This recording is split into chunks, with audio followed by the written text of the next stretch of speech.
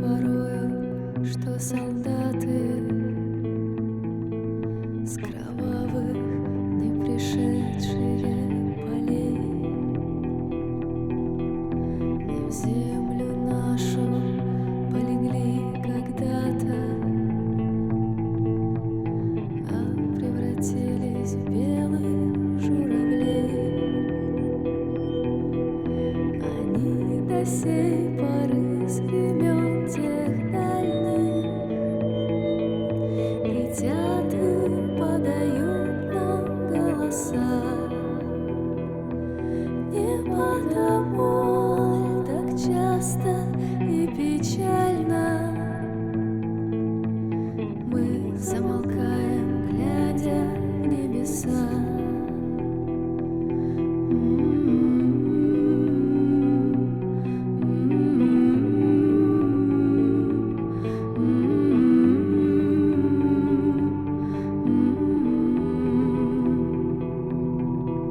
Летит по небу клин усталый, летит в тумане на исходе дня, и в том строю есть промежуток малый. Быть может, это место